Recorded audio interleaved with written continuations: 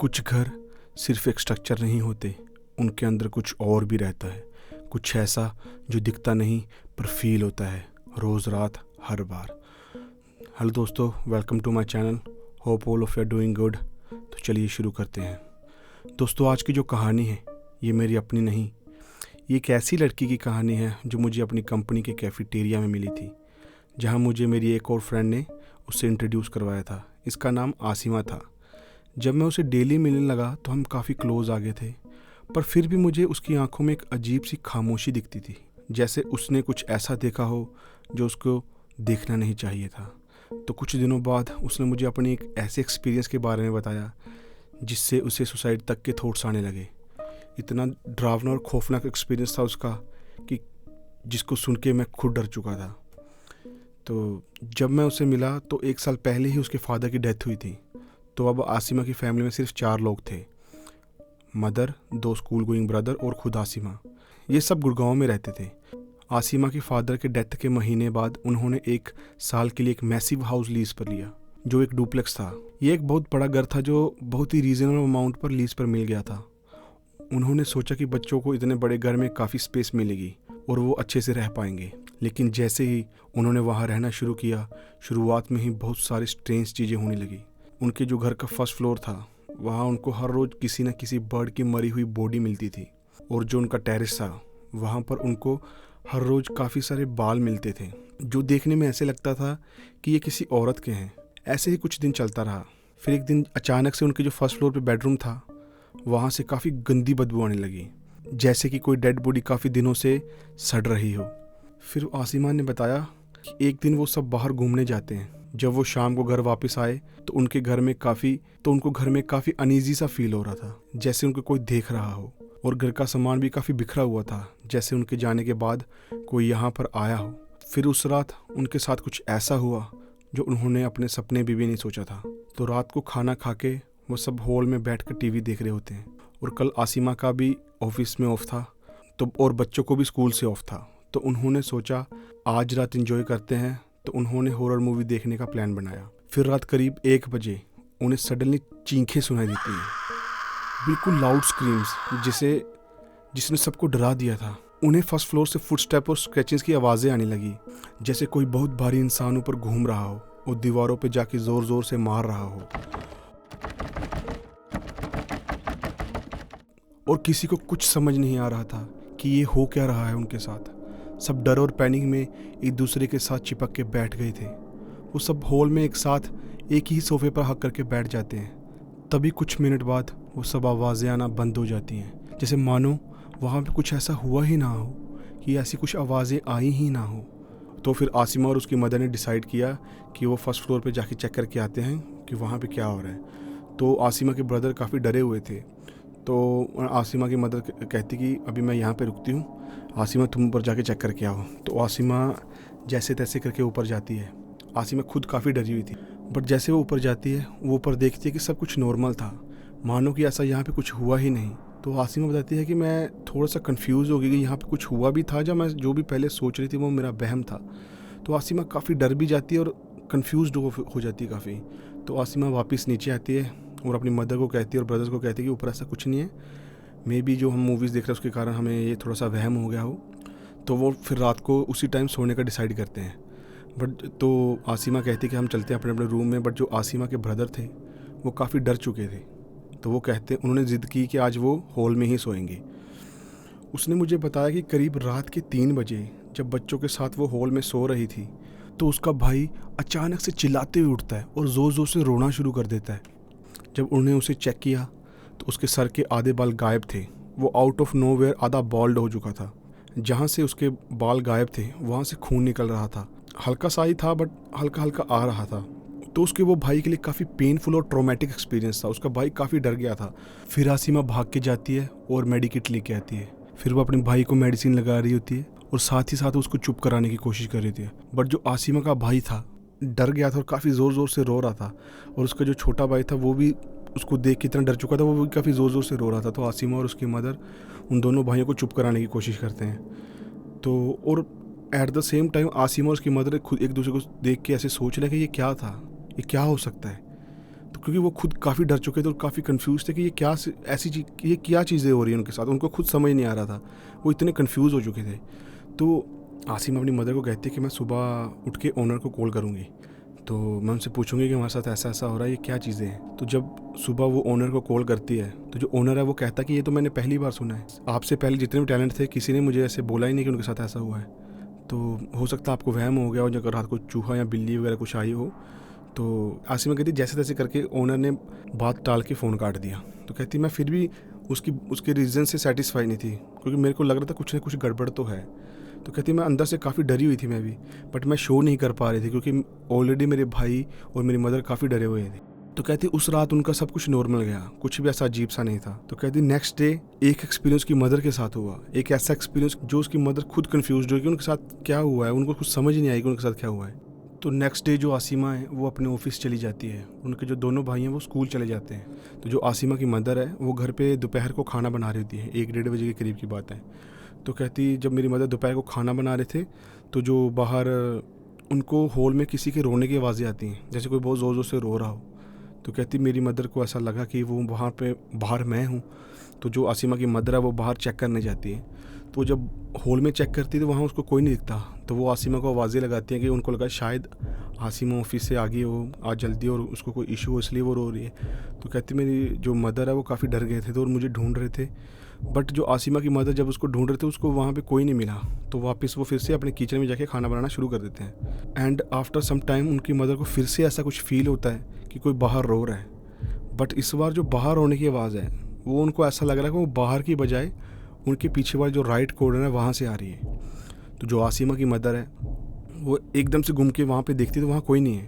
तो फिर से आसिमा की मदर खाना बनाना शुरू कर देती है। फिर कुछ सेकंड बाद उनको अब और ज़ोर से रोने की आवाज़ें आने लगी। वो काफ़ी डर जाती है आसिमा की मदर, और जैसे वो हल्का सा घुमा के देखती है वहाँ पे उल्टी एक औरत बैठी हुई थी जिसके बाल नीचे को गिरे हुए थे और वो छत के साथ अपसाइड डाउन उल्टी तरह से बैठी हुई थी। और आसिमा की मदर उसको देख के काफ़ी डर जाती है, वो इतना डरावना सीन था उनके लिए। और वो जो औरत है वो ज़ोर ज़ोर से रोने लगती है। तो आसिमा की मदर वहाँ से डर के मारे भागने की कोशिश करती है। जब वो वहाँ से भागती है, जैसे ही वो घर के बाहर पहुँचती है और वहाँ पे वो हॉल में देखती कि अभी वो लेडी उनके सामने खड़ी है, और जो वो लेडी थी वो इतनी डरावनी थी, उसका फेस इतना अगली था, ऐसे जला हुआ फेस था उसका, जैसे गल गया हो, मानो सड़ गया हो। और उसका फेस था जो वो ऐसे एकदम बिल्कुल ब्लैक सा हो चुका था, और उसने रेड कलर की साड़ी पहनी थी। तो वो आसिमा की मदर काफ़ी डर जाती है, और वो जो औरत है वो दूर से बोलती है कि भाग जाओ मेरे घर से। तो आसिमा की मदर काफ़ी डर जाती है और वो वहाँ से भागने की कोशिश करती है, पर वो फ्रीज़ हो जाती है। और सडनली वो जो चुड़ैल है वो भाग के आसिमा की मदर के पास आती है, और जैसे आसिमा की मदर वहाँ से हिलने की कोशिश करती है तो धक्का देकर उसको गिरा देती है।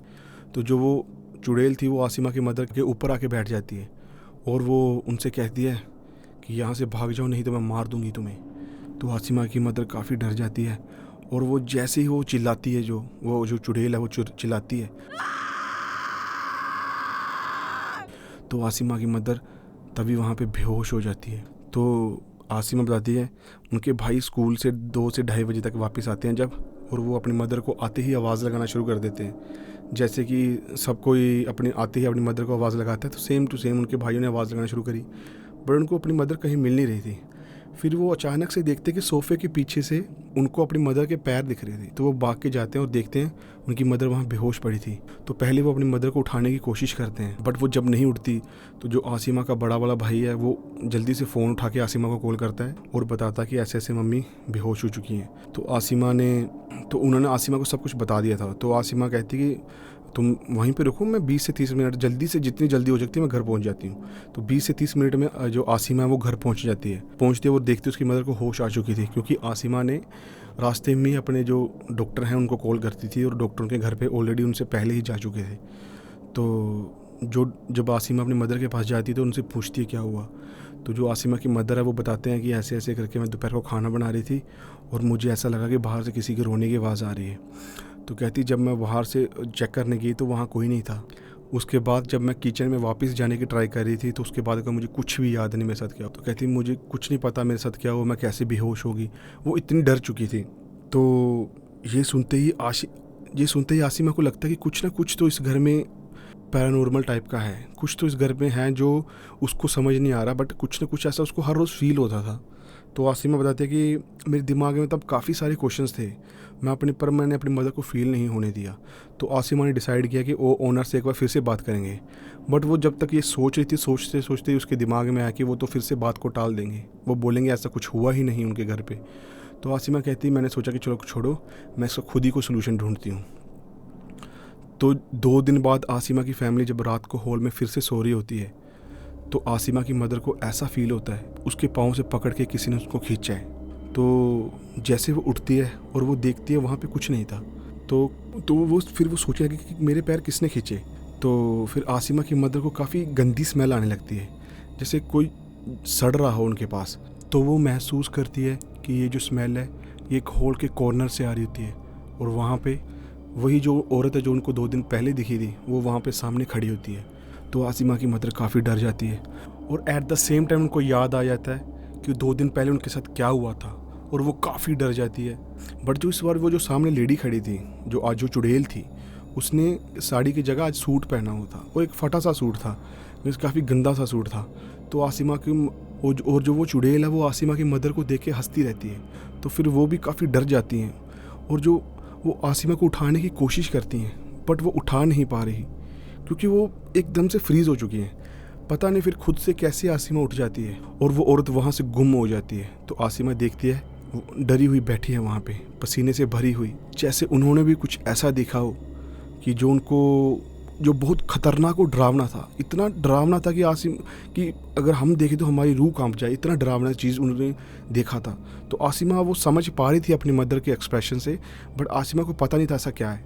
तो आसिमा फिर अपनी मदर को हिला के पूछती है कि क्या हुआ मम्मा, क्या हुआ, बोलो। तो फिर आसिमा भाग कर जाती है और एक गिलास पानी लेके आती है और मदर को पानी देती है। तो वो जो आसिमा की मदर है वो 2 दिन पहले की जो भी बात हुई वो सारी कुछ आसिमा को बताती है कि दो दिन पहले उनके साथ ऐसा ऐसा हुआ था। तो फिर तब आसिमा भी काफ़ी डर जाती है, वो इतनी डर गई थी कि आसिमा पूरी पसीने से भीग चुकी थी डर के मारे। फिर तब आसिमा देखती है उसके दोनों भाई हैं वो भी उठ गए थे और उन्होंने भी सब कुछ सुन लिया होता है, वो भी काफ़ी डर गए थे और सहम गए थे पूरे। तो आसिमा उनको गले लगाती है और समझाने की कोशिश करती है, पर तभी उन्हें छत पर उल्टी लटकी वही औरत दिखती है।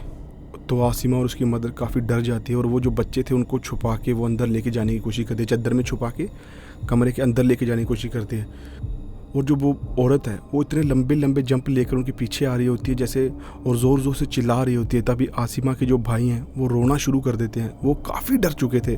जो औरत है वो ज़ोर ज़ोर से बोलती है, अब तुम लोग मेरे हो, किसी को नहीं छोड़ूंगी। और वो औरत अचानक से गायब हो जाती है। तो आसिमा और उसकी मदर उन दोनों भाइयों को लेकर रूम में चुप करवाने की कोशिश करती है, बट खुद भी समझने की कोशिश करती है कि ये क्या हुआ अभी उनके साथ, ये सच में रियल था या वो सब कुछ वहम था, क्योंकि आसिमा को सोच रही कि ऐसा कैसे हो सकता है। तो आसिमा की मदर कहती है कि कल हम ओनर से बात करेंगे, ये घर खाली कर देंगे। तो जैसे तैसे वो रात निकालते हैं और सुबह आसिमा ने ओनर से फिर से बात की कि रात को हमारे साथ ऐसे ऐसे हुआ है, हमारे घर पे हमारे साथ काफ़ी टाइम से हो रहा है, और वो बताती है कि हम ये घर खाली करना चाहते हैं। बट ओनर ने साफ मना कर दिया था। आसिमा वहाँ से शिफ्ट करना तो चाहती थी, बट उसकी प्रॉब्लम ये थी कि एक बार जब आप लीज पे घर ले लेते हो तो जब तक आपका जो कॉन्ट्रैक्ट की टर्म एंड कंडीशन है जब तक आप वो पूरी नहीं कर पाओ तो अब तक आप अपना सिक्योरिटी डिपॉजिट वापस नहीं ले सकते।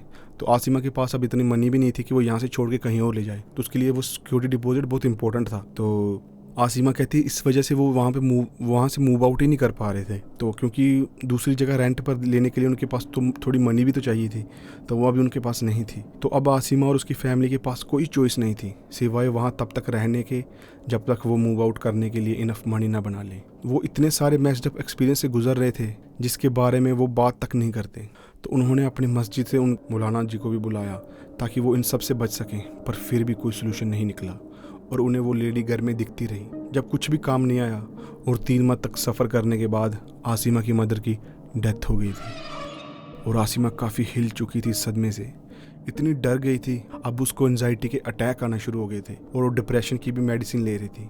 फिर आसिमा अपने ओनर से मिलने का सोचती है। वो उनके पास जाके ओनर से डायरेक्ट उनको धमकी दे देती है कि ये सब आपकी वजह से हुआ है, अगर आप पहले हमें जाने देते तो आज हमारी मदर हमारे साथ होती। फिर आसिमा ने ओनर को काफ़ी कुछ सुनाया था और वो ज़ोर ज़ोर से रोना शुरू कर गई कि फाइनली आज आपको बताना होगा कि वो जो औरत है वो कौन है, आपको आज बताना ही पड़ेगा। तो फाइनली जो फिर ओनर है वो आसिमा को बताते हैं कि पहले मैं इस घर में अपनी वाइफ के साथ रहता था, तो कुछ महीने बाद मेरी वाइफ ने फर्स्ट फ्लोर पे जाके सुसाइड कर लिया था। तो उसके बाद काफ़ी दिन तक घर तो नॉर्मल रहा, फिर अचानक से उसे ऐसा लगने लगा कि उसके साथ उस घर में उसकी वाइफ फिर से रहने आ गई है।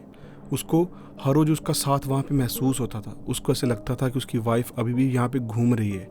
तो उसको कभी उनके पायल की आवाज़ आती, कभी उनके कदमों की आवाज़ आती, और कभी ऐसे लगता उनके पीछे ही घूम रही है। तो कहता हद तो तब हुई जब उसने मुझे एक दिन मारने की कोशिश करी, इसलिए अब इस घर में वो रहता नहीं है। उसने इस बारे में कभी अपना मुंह भी नहीं खोला, क्योंकि उसे लगा नहीं था कि ये किसी और के लिए इतना खतरनाक हो जाएगा, और उसने ये कभी सोचा भी नहीं था।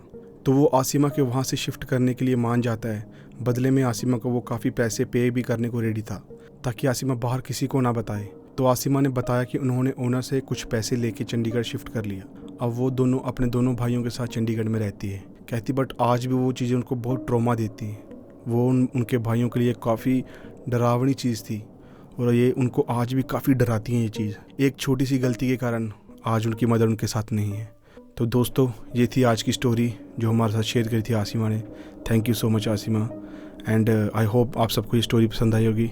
और इस चैनल को सब्सक्राइब करना ना भूलें, लाइक शेयर जरूर करें, और अपना कमेंट करना कि आपको सबसे हॉरर पार्ट क्या लगा। Thank you so much.